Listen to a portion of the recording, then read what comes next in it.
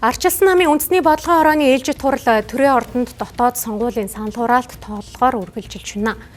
Энэ удаагийн сөрөг хүчний дотоод сонгуулийг ирээдүйд эрх баригч нам болох боломжтой эсхийг тодорхойлох стратегийн эхлэл гэж харж болно. За гэхдээ зөвхөн бүтэц томилгооны өөрчлөлтөөр хязгаарлагдахгүй олон нийтийн итгэлийг сэргээх шинэ үеийн сонгогчдыг татах бодлогын ялгараал бий болгох зэрэг илүү гүнзгий шинжилэл ардчилсан нам шаардлагатай хэвээр байгааг үндэсний бодлогын хорооны гишүүд ярьж байна. Хэрвээ нам дотоод эв нэгдлийг хадгалж бодлогын тодорхой тууштай байр суурь баримталж чадвал Монголын улс төрийн өрсөлдөөнд жинтэй тоглох чивээр үлдэх боломжтой.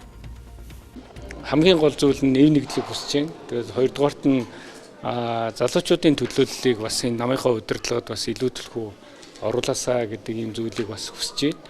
Тэгээд миний хувьд бол энэ саналыг бол бүрэн дүүрэн хүлээж авч байгаа. Би бол удирдлагын баг аппаратынхныгаа бол үнэхээр одоо 80-90 оны залуучуудаар бүрдүүлнэ хэрвээ сонгогдвол гэсэн ийм бодолтой байгаа.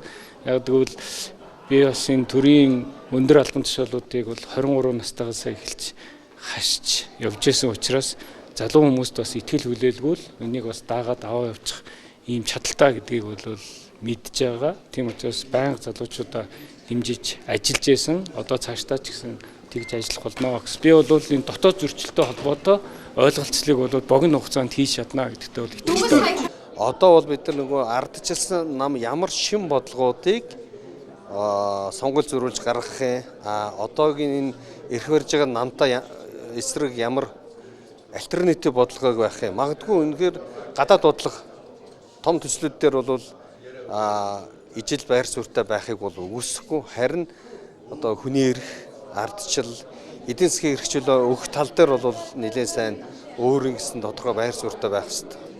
Сая 3 сарын хугацаанд болсон энэ намын дотоод сонгуул огт ярихдахгүй, манай гишүүдийн амнаас огт дуурахгүй байсан нэг үг нь өөрөө үнэт зүйл үзэл баримтлал.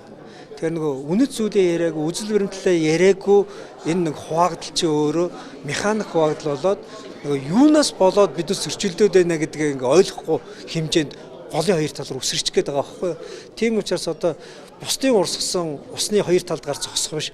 Тэр усаа нэг тал руугаа даваад гэхдээ юу руугаа давах вэ гэхээр манай нам анх одоо ямар үзэл санаан дээр бий болсон юм. Энэ улс оронд юу хийх гэж одоо бид цугласан. Бид ямар одоо хүч одоо тэр хүчний эргүүлгийг бий болгох гэж байгаа вэ? Бид ч эрх чөлөөний үзэл санаан дээр суурилсан шүү дээ. Бид арчлыг бичүүлэх гэж зорьсон шүү дээ.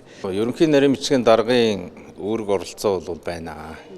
Гэхдээ тэр хүн бол намын даргын гаргасан төлөвлөгөөг яг төлөвлөгөөнийхэн дагуу ажил хэрэг болгох юм л үүрэгтэй хүн шүү дээ. Тэгээ одоо Содбаатар жишээлбэл Ардын намын ерөнхий нарийн бичгийн дарга айхтар улс төрийн савлгаа үүсгэх тийм эрх мэдэл байхгүй шүү дээ. Яг тэрнтэй адилхан Ардсан намын ерөнхий нарийн бичгийн дарга хинж болсон айхтар улс төрийн савлгаа бол нам дотор хийж чадахгүй. Бид бол маш ойлгомжтой 24 оны сонгуулийн мөрийн хөтөлбөрийнхээ араас явна нэгдүгээрт, хоёрдугаарт маш хүчтэй хяналтыг Улсын хурал дээрээ тавина. Энийг бол ард түмэн шаардж байгаа. Ямар нэгэн байдлаар байр суурийн зураг. Гэхдээ энийг бид нар арчлын зарчмаар олонгоороо санал хурагаад зарчмын байдал дагаад шийдээд явна. Гэхдээ арчлан намын даргынхаа одоо манлайлал тэр юмыг бид нар хүлээн зөвшөөрч явах хэрэгтэй.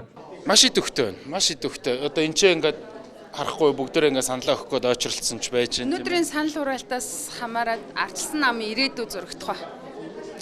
Тийм шүү дээ. Ирээдүй гэдэг чи одоо 28 оны парламентын сонгуулиар ялангуяа ялагдах эрхгүй болчихж байгаа.